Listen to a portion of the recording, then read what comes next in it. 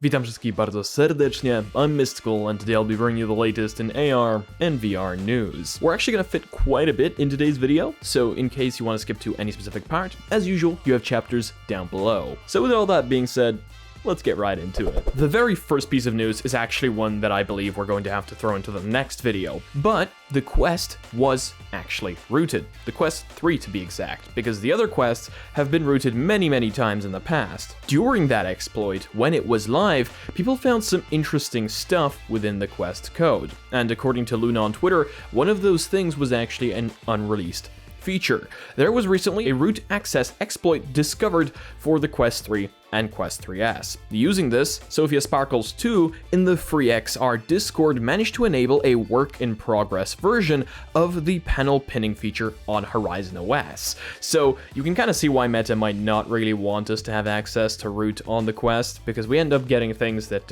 we're not really supposed to have yet, even though we would really want them. And as you can see here, it actually looks quite fleshed out. Can't wait to see that in the full release software, and yeah, I'll tell you a little bit more about that root exploit in the next video, but essentially, it's not as simple as, say, rooting a phone is. Now onto something that Meta does actually want to give us, which is improvements. Apparently, V78 improved the pass-through camera API's image quality. Horizon OS V78 significantly improved the quality of the pass-through camera API, making Quest 3 a passable entry-level 3D camera. The pass-through camera API was first released back in March and has been available to use in shipping Horizon Store apps since April. It lets developers access the Quest 3's front color cameras if the user grants it permission to do so, and this then allows it to run custom computer vision models or image capture. To be clear though, the V78 improvement relates strictly to the image quality that developers receive, not to the pass-through quality that you as the wearer of the headset receive, which is why you may not actually have entirely noticed it.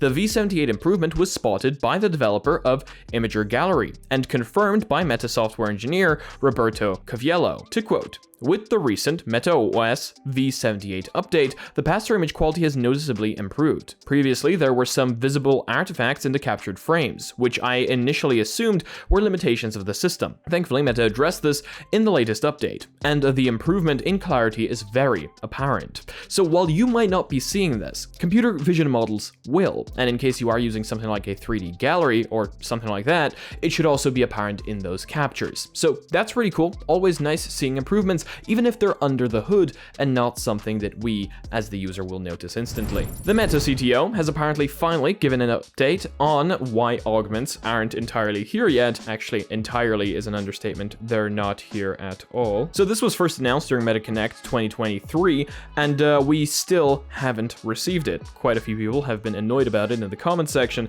and apparently now, Bosworth has spoken about it and asked me anything once again. I get this question a lot, and I understand why. When we announced it at Connect a couple of years ago, we had a program, we had a framework, we were building it out, and then when we finally had it in hand, it just wasn't good enough. It had huge trade-offs on performance in a bunch of ways that we didn't like, and we realized that the whole architecture of the system that had built to support them was wrong. It was a pretty big mess, a public one, and I've been pretty open about that. In January and February of that year, when we pulled it, I talked about that. You hate to announce something on the stage and then not deliver the thing, and we have a pretty good track record of not doing that for the most part. But at the same time, a thing that is worse than that is shipping a thing that isn't great and has lots of negative trade-offs. So we went back to the drawing board on that and reared the whole system from the ground up. And it has taken us years, and that is the answer. So there you go. And I do actually agree with Bosworth here, you know, kind of putting a lot of pressure on something to be good and then releasing it and it not being good. Cough, cough. Cyberpunk. I guess companies have learned from that fiasco and are essentially now trying not to repeat the mistakes of the past, because if they released it and it was bad and the performance was bad and people were still using it, then people new coming into VR might think that this is just how it is, and it is just bad. And I guess that's what Meta has been trying to avoid for the most most part in a lot of new things that they're releasing, not just augments. So yeah, let me know what you actually think about this response. I definitely prefer to wait. So now let's move on to some things that Luna has posted on Twitter about Horizon OS that I think you guys might be interested in. Meta is apparently considering reworking permission/privacy indicators so that they appear directly on the control bar for individual 2D apps instead of only showing the global ones in the navigator/universal menu. So this kind of would work like notifications on an Android phone. You know the way when you launch a camera app, it shows up in the top right with a little indicator, you can press on it, you can see what the app is using. Well, Meta is apparently thinking about having these persist on the little navigation bar at the bottom. Pretty cool. I mean, more information for the user, more privacy, always a good thing. Meta is apparently working on a revamp of the Meta AI Horizon OS client. So this is quite interesting because this is one I haven't heard of in quite some time, especially since it's still not available in the EU, let alone Poland, unless some of you guys do actually have access to it in other countries on the Quest. I know it's available in certain EU countries on the glasses, but I'm not sure about the Quest. But a revamp, a nice little update is always good for the people that are actually using it. However, not all is going good, as apparently the V79 update has been rolling out and causing quite a few issues, and therefore there have been quite a few versions of V79 rolling out. Apparently, V79 has some issues slowing the rollout as well, which is why they have received so many hotfixes, says Luna on X. I've heard from a few that V81 may be a bit messy, and Navigator along with some other features might end up being disabled and or having functionality issues. Luna posted on the 11th of August. So that's quite interesting, actually. I haven't really noticed any major issues or bugs on V70. Actually, that is a lie. We did have a bunch of weird problems, mainly with pass-through and pass-through apps when I tried showing off a VR headset to a friend that came over a few days ago, but that may be unrelated to V79. A reboot didn't fix it, so it may have also been the apps that we were trying. Again, may or may not be V79, but according to Luna, there have been a bunch of hotfixes rolling out, which makes it seem like that's more hotfixes than there would normally be. Mark Gurman has reported in his latest newsletter that the Meta Hypernova preliminary Meta Celeste may actually ship with an $800 price tag base model. So that is actually not a terrible price, considering what we're talking about here. We're talking about Meta Celeste, which is supposedly Meta's smart glasses with an actual AR display.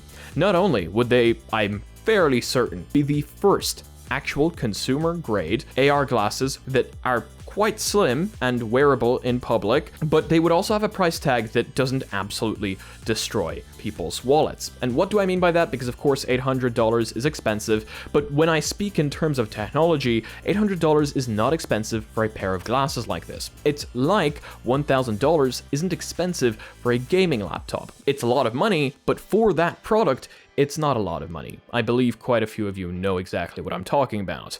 Meanwhile, something like the Quest Pro, which was obviously priced incorrectly, is an entirely different story. So yeah, would be quite interested in the Hypernova if this is actually the price that they released it at. Lynx is apparently working on an open source 6DoF positional tracking system for Android-based headsets, so things like the Quest. And no, this isn't 6DoF full body tracking, even though I'm actually fairly certain it could be adapted to that if you really wanted to, since, you know, it is open source and we've seen those projects go super far in the past, like Slime VR, for example. But this is fully 6DoF-based positional tracking for headsets, meaning that basically anyone could theoretically take this, I don't know, slap cameras onto an Android-based device and use 6DoF positional tracking. Maybe we will be seeing more DIY VR headsets in the future. And if we do end up seeing that, you bet we're actually going to be making one. Lynx has released open source 6DoF positional tracking system that should work on any Android headset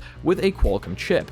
Okay, so this isn't necessarily something that you can slap onto a phone and make work. You do actually theoretically need an Android headset. So how hardware would work here, I'm not certain, but you know, the open source community and the VR community have always been a fantastic mix. You can find the full article in case you're interested in more information down below as usual. Vivo's new headset that kind of looks like the Apple Vision Pro might apparently be 40% lighter and could be 1/3 of the price. So that would be a very big deal because I have to say, Vivo has made some pretty good phones in the past. If you're unfamiliar, Vivo is a Chinese Chinese smartphone company with around 10% global market share. It was originally owned by giant BBK Electronics, which also owned OnePlus, Oppo, Realme, but Vivo became a fully independent company in 2023 when BBK ceased operations. Vivo Vision was first announced back in March, though the company didn't reveal any details beyond the name and the design. Now Vivo has released some key specs and details about the Vivo Vision. The headset apparently weighs just 398 grams, which is around 40% lighter than the Vision Pro, and 23% lighter than the Meta Quest 3. It's also more compact than both of those, with a less tall design. Like the Apple Vision Pro, the Vivo Vision is primarily controlled via gaze and pinch gestures, leveraging eye tracking and hand tracking. For gaming, it also seems to include traditional touch-like VR controllers. So there you go, that's going to be the winner right there. The headset runs Origin OS, Vivo's fork of Android, and is powered by Qualcomm's Snapdragon XR2 Plus Gen 2 chipset. Like the Apple Vision Pro, it requires the included tethered battery pack to operate. Vivo Vision features dual 3840 by 3552 micro OLED displays with a color gamut of 94% DCI-P3, slightly better than the Apple Vision Pro's 92%, but slightly worse than Sony's SRH S1's 96%. 4 light seal sizes and 8 foam padding options will be offered to optimize the headset's comfort for different wearers. When the Vivo Vision does eventually ship, if it does, and if these are the actual specs that it has, that is going to be absolutely brilliant. And of course, if it ends up being 1/3 of the price of the Apple Vision Pro, that would make it $1,000 or less, or somewhere around that anyway, which would make it even cheaper than something like a Quest Pro was when it originally launched, which is crazy if you think about it. Either way though, that's going to be it for today's video. I'm looking at the little timer on the camera, and that's all we have time for today. There's quite a bit more in my Google Keep, but we'll save that for the next video along with the root access. Hope you guys enjoyed this one, hope you learned something new. If you liked it, please do leave a like. If you disliked it, I guess this button works too, but let me know why down below. If you're not yet part of our community, check out our Discord and our Reddit down below, where I want to see you posting your spicy memes. And thank you so much to all the Patreons supporting this channel. You guys are amazing. Seriously, much love. You are what makes all of this possible, so thank you. And thank you to anyone else supporting in any way, shape, or form. And as usual, if you want to be notified of content coming up on the channel, make sure to smack the subscribe button with your redeemer bell and see you in the next video. Peace.